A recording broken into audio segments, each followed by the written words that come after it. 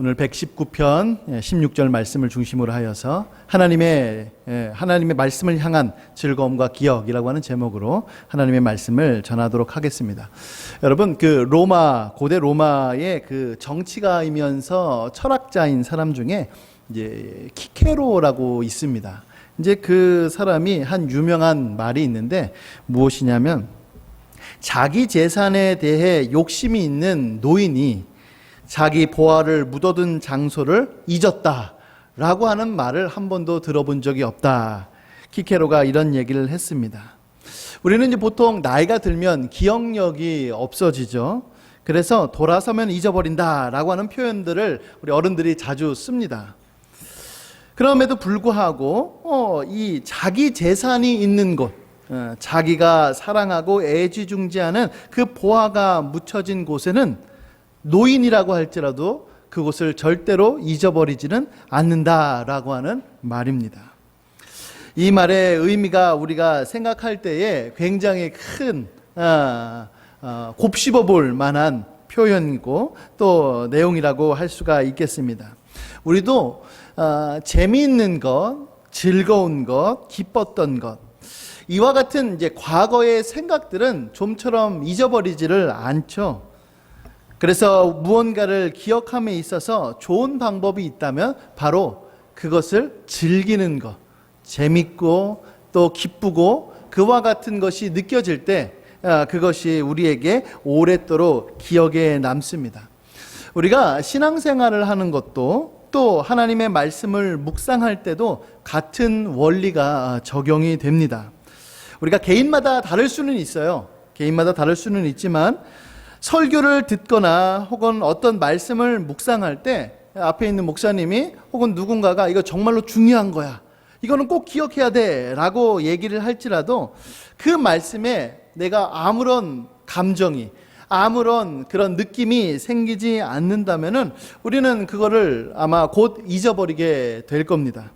그러나 어떤 설교든지 혹은 어떤 말씀이든지 간에 누군가가 강조를 하지 않아도 그것을 읽고 받은 내 자신이 어떤 감정이 요동친다면, 혹은 우리가 감동을 받는다라고 한다면은 그거는 기억에 매우 오래 남을 것입니다. 보통 우리가 이제 지성과 감정을 우리가 이제 구별하죠. 그렇지만 그것을 구분하고 있지만은, 그러나 이 지성이 이 감정과 만날 때에 그 지식에 대한 어떤 감동을 받을 때에 바로 우리 안에 그 기억은 매우 생동감 있게 또 오래도록 기억에 남습니다. 그래서 지성은 지성대로 따로 노는 것이 아니라 우리 안에 있는 이 감정과 연결되어서 우리 안에 남게 되는 것이죠. 오늘 주제와 지금 방금 말씀드린 것이 매우 밀접하게 연결이 되어 있습니다. 우리가 말씀을 즐거워할 때, 말씀을 기뻐할 때, 하나님을 즐거워할 그때에는 거기에 어떠한 힘이 생겨요. 어떠한 능력이 생깁니다. 그래서 결국에는 그 말씀을 망각하지 않고 잊어버리지 않고 오래도록 기억할 수가 있습니다. 특별히 우리 이런 경우도 있죠. 수련회인데 똑같은 수련회고 매년 했던 수련회인데 어떤 수련회는 잘 기억이 안 남아요. 그런데 어떤 수련회는 기억이 오래 남아요. 대부분이 그때 받았던 그 감정, 받았던 그 은혜, 그것이 있었기 때문에 그렇습니다. 그러므로 우리는 이 마음의 감동을 받지 못하는 것, 즐겁지 않은 것, 이것과 대비되는 어떤 것을 맞닥뜨렸을 때, 특별히 하나님의 말씀을 들었을 때에 그것이 우리 안에 즐거움과 기쁨으로 다가오는 것, 우리는 이와 같은 원리들을 곰곰이 한번 생각을 해봐야 합니다. 오늘 본문 말씀에 보면 오늘 16절을 읽었는데요. 이 16절은요, 지난주에 살펴본 15절 말씀과 그 같은 이제 연속선상에 있습니다. 시인은 이제 자신의 경험담을 고백했습니다. 자신이 목표로 삼았던 과거에 있었던 깨끗한 삶, 그리고 정결한 삶을 위해서 자신이 한 일들을 언급했죠. 그러나 시인은 과거에 한 그 거룩한 습관들을, 그리고 행동들을 추억하는 것으로 그치지는 않았습니다. 그가 앞으로 과거의 일들을 잊고 앞으로 있을 그것들을 각오하며 다짐하며 나아갔습니다. 15절에서는 무엇을 얘기했었냐면은 바로 내가 주의 율법, 주의 법도들을 묵상할 것입니다. 그리고 주님의 그 길들을 자기가 주의할 것입니다. 라고 이렇게 각오를 했습니다. 오늘은 그 각오, 그 결심, 그 다짐의 연속선상에서 두 가지를 얘기를 합니다. 무엇을 얘기하냐면 첫 번째로는 주님의 율례들을 자신은 즐거워할 것입니다. 라고 말하고 두 번째로는 주의 말씀을 잊어버리지 않겠습니다. 라고 이렇게 결심을 합니다. 우리가 형편상 이제 지난주와 오늘 15절과 16절을 이렇게 나눠서 살펴보기는 했지만은 이 두 구절은요, 긴밀하게 연결이 되어 있어요. 이 말씀을 깊이 있게 묵상하다 보면은 굉장히 크게 연결되어 있는 것을 확인할 수가 있는데요. 바로 무엇이냐면 그 말씀을 주의하고 싶은 그 마음. 그렇죠? 예, 하나님의 말씀을 깊이 있게 묵상하면 그 말씀대로 살고 싶은 그 마음, 그러니까 주님의 길에 주의하고 싶은 마음이 생기고 그와 같은 것들을 마음에 깊이 새기다 보면은 내 마음 속에 감정의 동요, 기쁜 마음, 즐거운 마음, 또 이것대로 하고자 하는 그 결심의 마음이 더욱더 생겨나게 되고 또 그와 같은 즐거운 마음이 있다 보면은 그것이 우리 안에 오랫도록 마음에 깊이 새겨지고 기억에 남게 되는 것입니다. 그러니까 시인은 지금 굉장히 의도적으로, 그렇죠? 그리고 경험에 비추어 봤을 때 이런 것이 매우 밀접하게 연결되어 있는 것을 확인할 수가 있습니다. 또 기억에 오래 남게 되면 당연히 묵상의 길로 나아가고 또 묵상의 길로 나아가면 당연히 선순환처럼 그렇게 되는 것이죠. 그러나 여기서 한 가지만 한 가지만 어그러지게 되면은 그것은 곧 이어서 선순환의 관계가 뚝 끊겨지게 됩니다. 말씀을 묵상하는 것이 없으면 말씀을 주의하는 것도 없고 주의하는 것이 없으면 우리 안에 기쁨이 올 수도 없고 그렇죠? 기쁨으로 다가오지 않으면 우리 안에 기억도 없는 것입니다. 이와 같은 선순환의 관계가 끊어지지 않도록 우리는 주의해야 할 것입니다. 지난주에는 제가 15절 말씀을 중심으로 하여서 주님의 그 말씀을 묵상하는 것과 그 다음에 주의하는 것을 살펴보았고요. 오늘은 주님의 말씀을 기뻐하는 것과 기억하는 것에 대하여서 살펴보고자 합니다. 자, 첫 번째로 우리가 해야 될 것은 바로 무엇이냐면 바로 즐거워하는 것이 우리의 의무예요. 우리의 의무입니다. 여러분, 지금 시인은요, 주님의 율례들을 즐거워할 것입니다 라고 다짐을 했습니다. 결심을 했죠. 마치 하나님의 말씀을, 하나님 자체를 기뻐하는 것이 우리가 마땅히 해야 할 의무인 것처럼 시인은 지금 다짐을 합니다. 우리가 보통 하나님께서 우리에게 대한 그 명령, 우리가 해야 될 의무를 생각할 때에는 보통 이런 것들을 얘기하죠. 우상 숭배하지 말아야겠다. 살인하지 말아야겠다. 주일 성수를 지켜야겠다. 그리고 지체들을 잘 섬겨야겠다. 라고 하는 이런 것들을 우리가 보통 연상하기 쉬운데요. 그러나 이제 하나님께서는 우리들에게 어떤 것도 명령하셨냐면 바로 하나님을 즐거워하는 것, 하나님 자체를 기뻐하는 것을 가지고서도 우리들에게 명령하셨습니다. 자, 시편 37편 4절 말씀 주보 안쪽에 보면은 나와 있는데요. 이렇게 말씀하고 있습니다. 또 여호와를 기뻐하라. 시편 33편 1절 말씀에는 이렇게 나옵니다. 너희 의인들아 여호와를 즐거워하라 라고 말이죠. 자, 이 이외에도요. 하나님 안에서 그리고 하나님으로 말미암아 하나님으로 인하여 기뻐하라고 우리들에게 명령하십니다. 느헤미야서 8장 10절 말씀 우리 한번 같이 읽어볼게요. 자, 시작. 느헤미야가 또 그들에게 이르기를 이 날은 우리 주의 성일이니 근심하지 말라. 여호와로 인하여 기뻐하는 것이 너희의 힘이니라 하고. 네, 그렇습니다. 그러니까 우리가 여호와 자체를 기뻐하는 것과 여호와를 통하여서 우리가 기뻐하는 것이 우리의 힘과 능력이 되는 것입니다. 자, 또 천국에서의 삶 역시 즐거움으로 표현됩니다. 마태복음 25장 21절의 마지막에는 이렇게 나옵니다. 내가 많은 것을 내게 맡기리니 내 주인의 즐거움에 참여할지어다. 이 세상에서의 삶과 함께 그 충성된 삶을 살았던 주님의 백성들에게 주님의 그 즐거움을 참여할 것이다 라고 우리들에게 말씀하고 있습니다. 여러분, 심지어 우리들에게 시험이, 고난이, 환난이 닥쳐올 그때에도 우리들에게 즐거움이 있다라고 우리들에게 얘기하고 있는데요. 야고보서 1장 2절부터 3절까지에는 이렇게 말씀하고 있습니다. 내 형제들아, 너희가 여러 가지 시험을 만나거든 온전히 기쁘게 여기라. 이는 너희 믿음의 시련이 인내를 만들어내는 줄 너희가 알미라 라고 말이죠. 그래서 여러분, 기독교 신앙이 참 신비로워요. 기독교 신앙이 우리들에게 다가오는 도전은 다른 종교들이랑 다릅니다.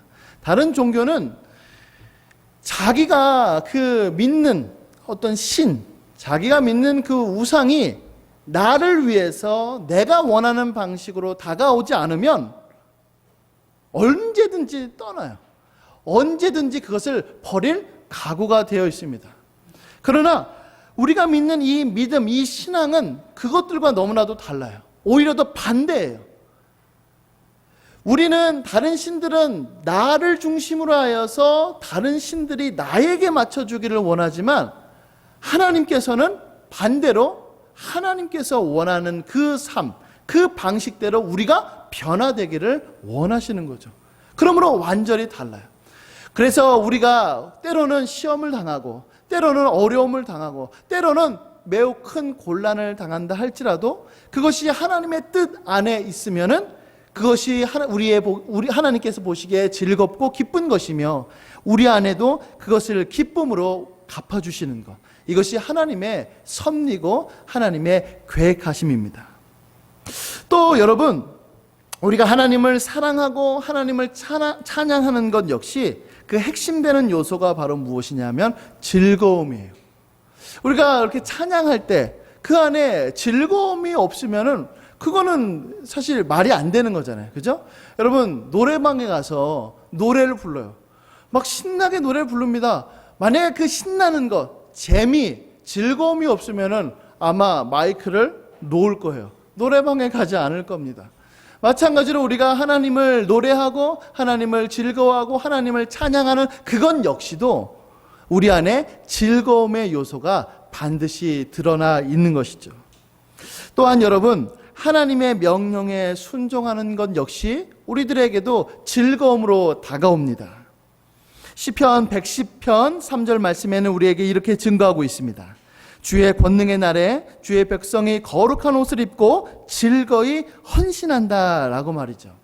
또한 시편 40편 8절에는 우리들에게 이렇게 말씀하고 있습니다. 한번 같이 읽어보겠습니다. 시작.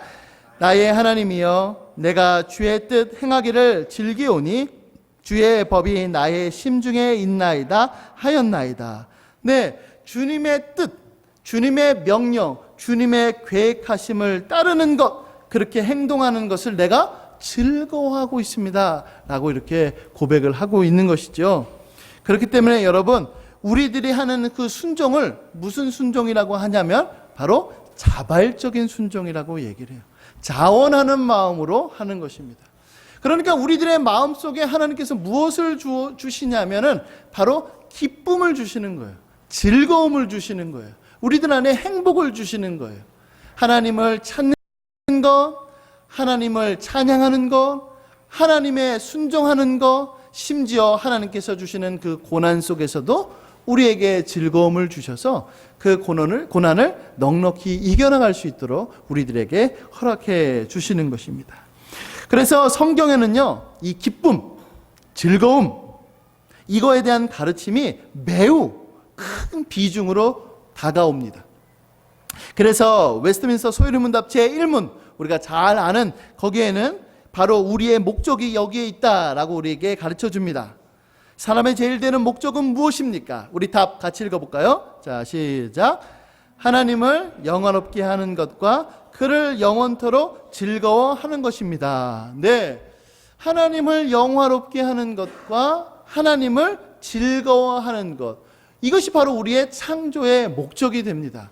우리의 존재의 이유가 되는 것이죠. 그런데 재밌는 것은 무엇이냐면, 자, 사람의 제일 되는 목적들이라고 얘기하지 않아요. 목적, 단수로 얘기합니다. 그런데 지금 여기에 뭐라고 나와 있냐면 하나님을 영화롭게 하는 것, 그 다음에 하나님을 영원토록 즐거워하는 것, 이렇게 두 가지로 나와 있는 것처럼 보여요. 그런데 여러분, 이거는 같은 겁니다. 같이 연결되어 있는 거예요. 따로 분리되어 있는 것이 아닙니다.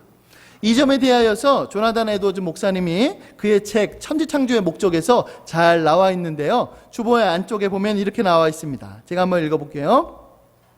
하나님은 그분의 영광이 나타날 뿐 아니라 사람들이 그것을 즐거워할 때에 영광을 받으십니다.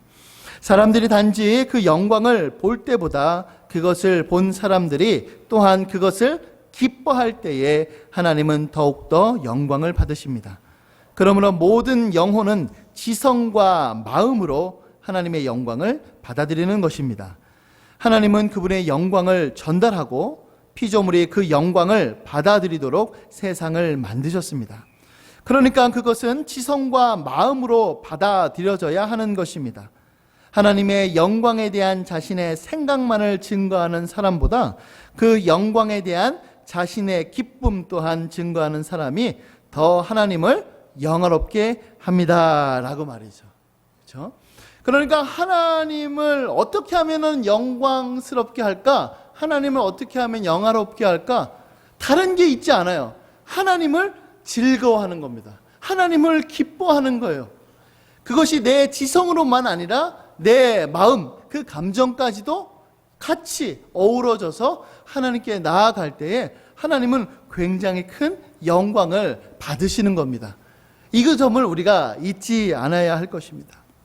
그러므로 우리가 마음을 다하고 힘을 다하고 뜻을 다하고 목숨을 다하여서 하나님을 사랑해야 하듯이 우리는 전심으로 하나님을 기뻐하는 것, 이것이 우리의 의무입니다.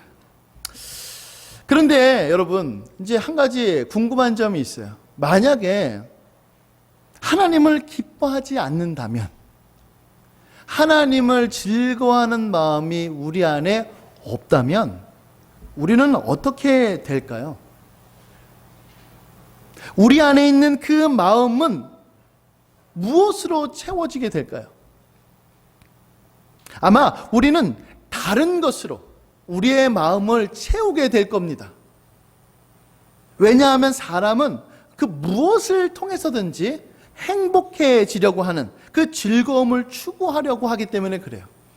우리가 잘 알고 있는 그 파스칼, 그 팡세를 쓴 사람이 이렇게 얘기를 합니다. 뭐라고 얘기하냐면, 모든 사람들이 행복을 추구한다. 여기엔 예외가 없다. 사람들이 사용하는 수단은 아주 다양하지만 결국은 모두 이 목적을 향하고 있다. 이 목적을 향해서가 아니면 조금도 움직이지 않는다. 이것은 모든 사람의 모든 행위의 동기이며 심지어 자살하는 사람들의 동기도 바로 이것이다. 파스칼이 이렇게 얘기를 했습니다. 그러니까 우리의 그 마음은요, 자신의 행복, 자신의 기쁨과 자신의 즐거움을 목표로 하여서 모든 것들을 다 행동하는 거예요. 심지어 음식도 맛이 없으면, 먹는 데 있어서 즐거움이 없으면 그것은 아마 곧 중단될 거예요. 이제 저희 아버지가 저한테 하신 말씀인데, 가끔 이제 저녁에 그 야식이 먹고 싶잖아요. 그러면은 뭐 통닭도 먹고 싶고 족발도 먹고 싶고, 저녁에 시켜 먹을까 막 가족이 얘기한단 말이에요. 근데 이제 저희 아버지는 그거를 이해를 못 하세요. 그러니까 무엇을 먹고 싶다는 생각이 안 드신대요. 놀랍죠? 네, 아주 놀랍습니다. 나는 그런 아버지가 이해가 안 돼.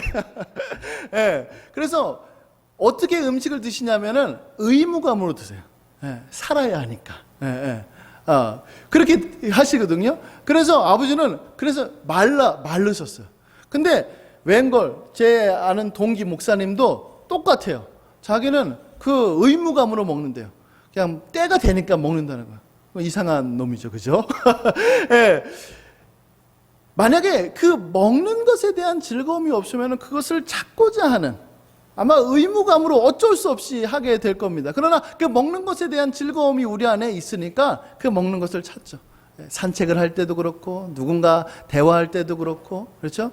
하다못해 공부도 그렇고, 그 안에 즐거움이 우리들에게 없으면은 그것을 아마 찾지 못할 겁니다. 마찬가지로 우리 안에 그 즐거움, 반대로 즐거움이 없으면은 그 마음 안에 이 공허함, 허무함, 그 안에 지루함, 무의미함, 이런 것들이 우리 안에 너무나도 크게 다가오기 때문에, 이것을 견디지 못하기 때문에 우리 안에 무엇이든지 채워야 해요. 그 채우는 것을 뭘로 할 것이냐가 우리 안에 관건이 되는 겁니다. 어떤 사람은 물질로 채울 것이고요, 어떤 사람은요 공부하는 걸로 채울 거고, 어떤 사람들은 사람들과 사귀는 것으로 채울 거고, 어떤 사람들은 여러 가지 것들로 채울 것입니다. 그러나 문제는 무엇이냐면, 하나님 안에서, 하나님으로 말미암아서 채워지지 않으면 우리 안에는 결코 만족함이 없다는 거예요. 어거스틴이 이렇게 얘기를 했습니다. 참회록에서 이렇게 말씀하고 있어요. 뭐라고 얘기하냐면, 한때는 잃어버리게 될까 그토록 두려워하던 무익한 쾌락들을 한꺼번에 벗어던지고 나니 얼마나 행복하든지, 주께서 나에게 그것들을 가져가시고 그 자리를 대신 차지하셨으니 주님은 모든 쾌락보다 더 감미롭습니다. 그가 이렇게 고백을 했습니다. 그러니까 우리가 하나님을 우리 안에 모신다는 것은 이와 같은 위치에 있는 거예요. 하나님을 우리가 믿어야 됩니다, 하나님을 섬겨야 됩니다, 하나님을 따라야 됩니다 라고 말을 할 때에 그 안에 기쁨이 없으면은, 그 안에 즐거움이 없으면은 우리는 그것을 따르기가 너무너무 힘들 거예요. 의무감으로 할 수는 있겠죠. 누군가가 시키니까 할 수는 있을 겁니다. 그럼에도 불구하고 그것은 이내 우리 안에 만족을 주지 못해서 겉으로는 종교 생활을 할지는 몰라요. 그러나 마음속으로는 아마 다른 것들을 탐닉하게 될 것입니다. 그렇기 때문에 우리는요, 우리의 마음을 하나님으로 채우는 것, 우리의 마음을 하나님으로 가득하게 하는 것, 이것에 대하여서 초점을 맞춰야만 합니다. 자, 그러면 왜 하나님께서 이렇게 중요한 그 기쁨 것을 우리들에게 채워주시는데, 왜 하나님께서는 우리들에게 명령하실까요? 왜 우리들에게 그것을 의무로 주어지게 된 것일까요? 그것은 바로 무엇이냐면, 죄인인 우리에게, 타락한 우리들에게는 이것이 너무나도 부자연스럽기 때문에 그래요. 우리들에게는 너무 어색하고 너무 낯설어요. 세상의 여러 가지 쾌락에 대하여서는요, 굳이 누군가가 시키지 않아도, 누군가 명령하지 않아도 다 그렇게 합니다. 그것에 대하여서 거부감이 없어요. 그것이 너무나도 자연스럽기 때문에 그런 것들을 이행합니다. 배고프면 밥을 먹고 싶고, 졸리면 자고 싶은 것, 이것이 우리 안에 너무나도 자연스럽게 다가옵니다. 그것은 누군가가 시키지 않아도 그것들은 이루어지기 때문에 그래요. 그렇기 때문에 우리가 해야 할 일은 무엇이냐면, 그 쾌락을 추구하는 것 있죠. 죄의 욕심을 버리고 하나님을 즐거워하는 것을 우리가 부단히 애쓰는 노력들이 필요해요. 마치 그 연어가 그 흐르는 강물을 그 역행해서 그 알을 낳듯이, 우리도 우리 안에 있는 그 본성, 죄악된 본성, 쾌락을 쫓으려고 하는, 그 세상 즐거움을 따르려고 하는 그것을 역행하면서 주님을 기뻐하는 것, 이것을 우리가 열심히 부단히 행동을 해야 합니다. 대신에 우리가 잊지 말아야 될 것이 하나 있어요. 그것은 바로 무엇이냐면, 우리가 받은 그 기쁨과 즐거움을 유지하려고 하는 것, 보존하려고 하는 것을 우리는 지켜야만 합니다. 여러분, 우리가 이제 신령한 의무들을 감당할 수 있어요. 뭐 쉽게 얘기하면 수련회 가서 예배 시간에 기도를 통하여서 즐거움을 얻을 수 있습니다. 그러나 문제는 무엇이냐면 내가 무심코 한, 경건하지 못한 그 한 번의 실수, 그것 때문에 내가 누렸던 그 기쁨이 순식간에 식어져 버리고 사라지는 경우들이 종종 발생하게 돼요. 내가 하나님 앞에 은혜를 막 받았어요. 부흥회 때 은혜를 받았어요. 근데 나서는 순간 누군가가 내 앞을 휙 지나가요. 내 마음속에 짜증이 났습니다. 에이씨 하는 순간에 그 안에 있는 기쁨이 곧 사라지는 경우들이 너무나도 많아요. 그래서 제가 이제 수련회를 가면은 종종 이렇게 비유를 해요. 수련회는, 부흥회는, 예배 시간에 하는 그 모든 것들은 다 불씨예요. 자그마한 씨에 지나지 않아요. 그 불씨를 일상생활 속에서 어떻게 하면은 유지할 것인가, 어떻게 하면 이것을 계속해서 보존할 것인가, 이것이 우리 안에 주어지는 의무 중에 하나입니다. 우리가 이것을 잊어서는 안 돼요. 나 왜 그러지? 왜 그럴까? 그 불씨가 너무나도 사그라져서, 그 불씨가 너무나도 사그라져서 더 이상 내 안에서 그것이 자생적으로 일어나지 못할 그런 상태에 있기 때문에 그래요. 우리가 잘 알다시피 불씨가 있으면 그 불씨를 이제 잘 하려면 이제 장작을 집어넣어야 되는데, 장작을 무턱대고 집어넣으면 어떻게 되죠? 불이 꺼집니다. 불이 꺼져요. 왜냐하면 그 불 자체가 그 많은 장작을 태울 수 없기 때문에 그래요. 그렇죠? 그래서 그 불씨를 점점 키우는 그것을 해야 되는데, 그 역할은 성령님께서 하세요. 성령님께서 우리 안에 그것들을 키워주십니다. 우리는 말씀이라고 하는 장작과 또 산소라고 하는 그 기도, 그것을 부지런히 공급해서 그 불씨가 잘 타오를 수 있도록 우리가 만들어야만 하는 것이죠. 그래서 여러분, 우리가 잊지 말아야 될 것, 하나님을 즐거워할 것입니다 라고 하는 시인의 결심과 각오 안에는 제가 이렇게 말씀드린 그 수많은 것들이 다 포함되고 있는 내용이다 라고 하는 것을 잊지 않아야만 합니다. 자, 두 번째는 무엇이냐면 바로 주님의 말씀을 잊지 말아야만 합니다. 근데 제가 이 앞에 뭐라고 했냐면 제발이라고 썼어요. 제발. 제발. 강조점이 거기 있어요. 제발. 지금 시인은요, 주님의 말씀을 기뻐할 것입니다 다짐하면서 동시에 주님의 말씀을 잊지 않을 것입니다 라고 결심을 했습니다. 성경에서는 잊지 말라라고 하는 그 말씀, 기억하라라고 하는 말씀 역시요 매우 많이 등장을 해요. 신명기 6장 12절에 보면 우리들에게 이렇게 가르칩니다. 너는 조심하여 너를 애굽 땅 종되었던 집에서 인도하여 내신 여호와를 어떻게 하라고요?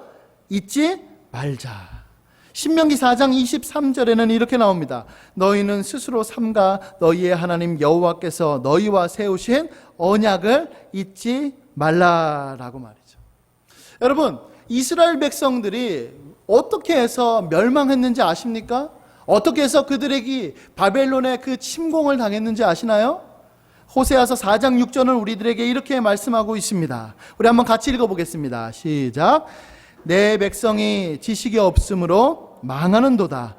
내가 지식을 버렸으니 나도 너를 버려 내 제사장이 되지 못하게 할 것이요, 내가 내 하나님의 율법을 잊었으니 나도 내 자녀들을 잊어버리리라 라고 말이죠.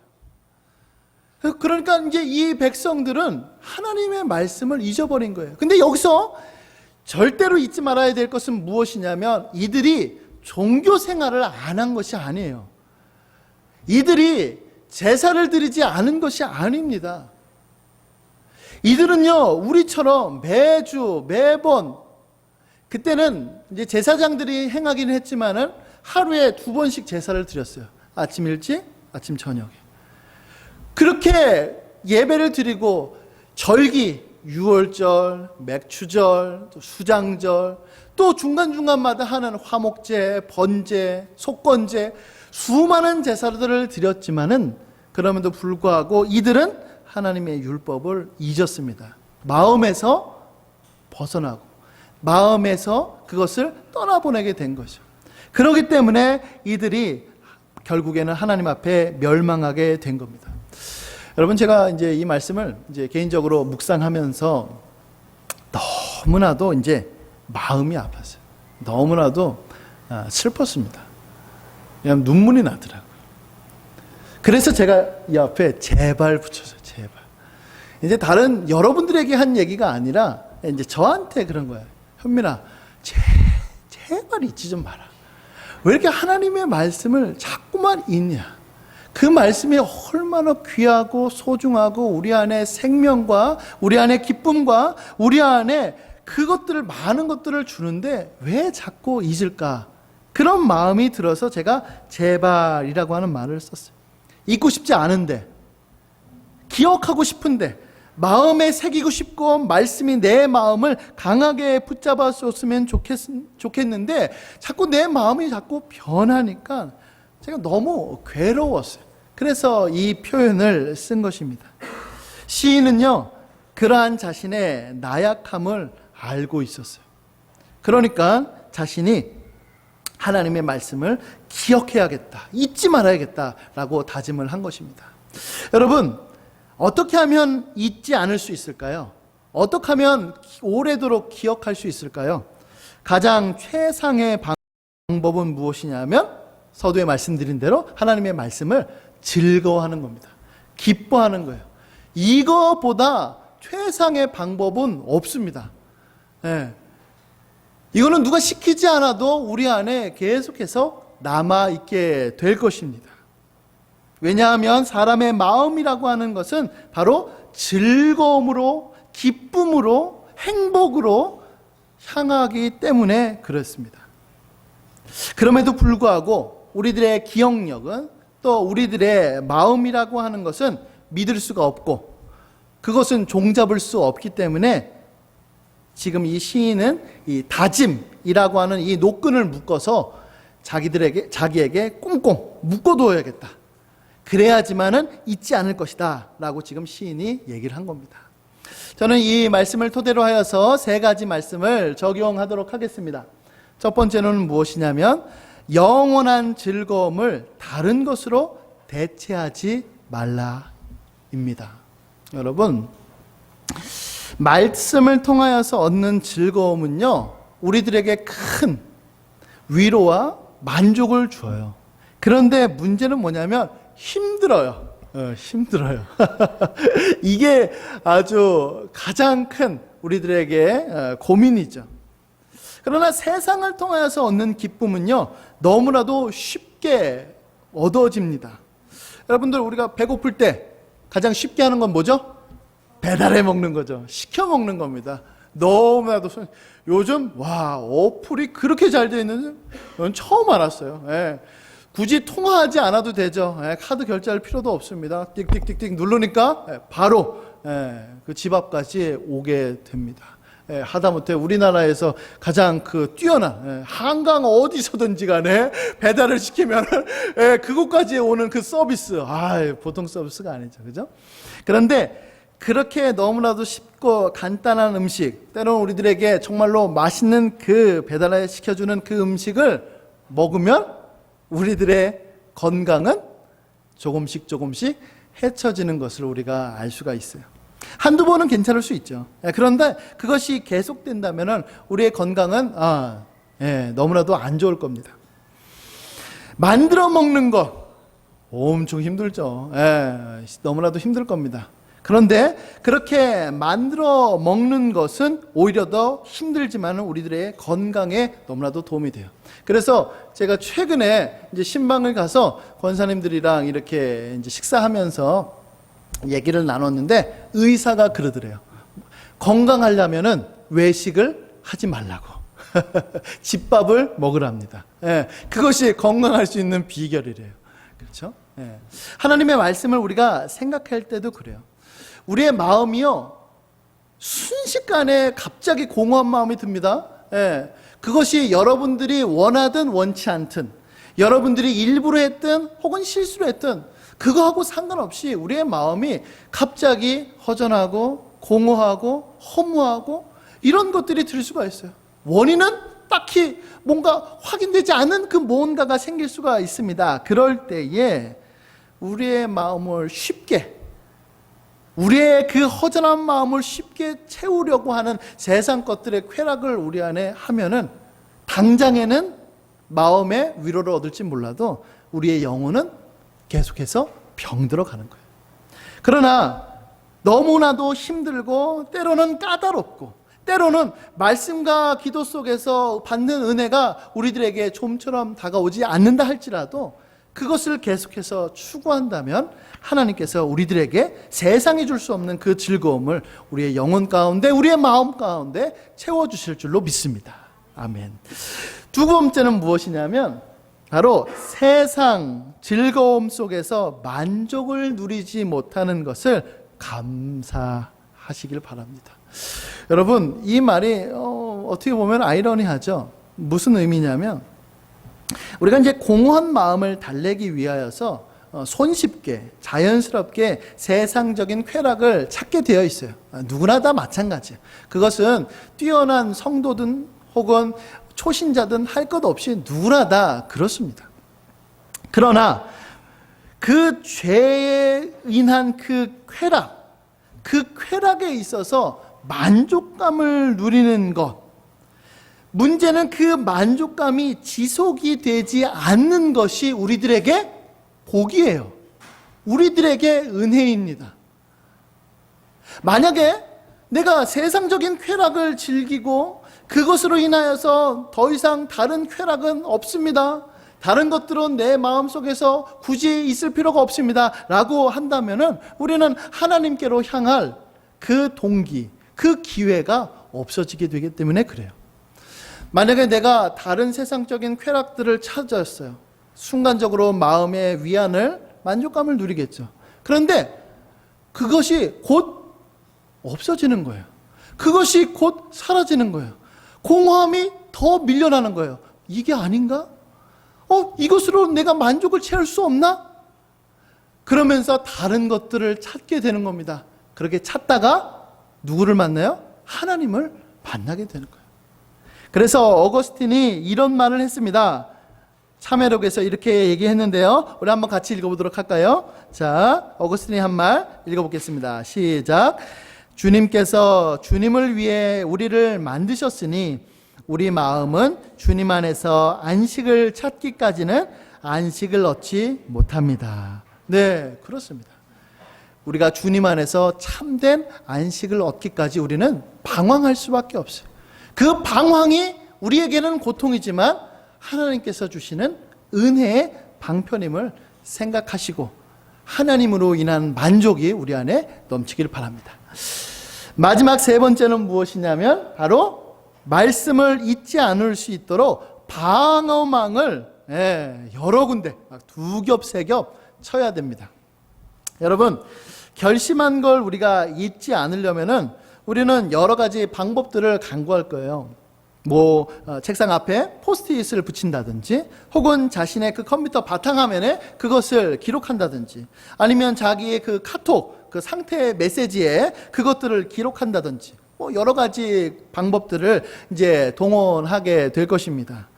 그것이 중요한 것일수록 아마 2중, 3중, 4중, 5중으로 이렇게 방어망을 칠 거예요. 그래서 잊지 않으려고 아마 애쓸 겁니다. 알람도 2개, 3개 맞춘다든지 아마 그렇게 할 거예요. 성경은 이 점에 대하여서 우리들에게 이렇게 명령하고 있습니다. 어떻게 명령하냐면 신명기 11장 18절부터 20절까지의 말씀인데요. 한번 같이 읽어보도록 하겠습니다. 시작.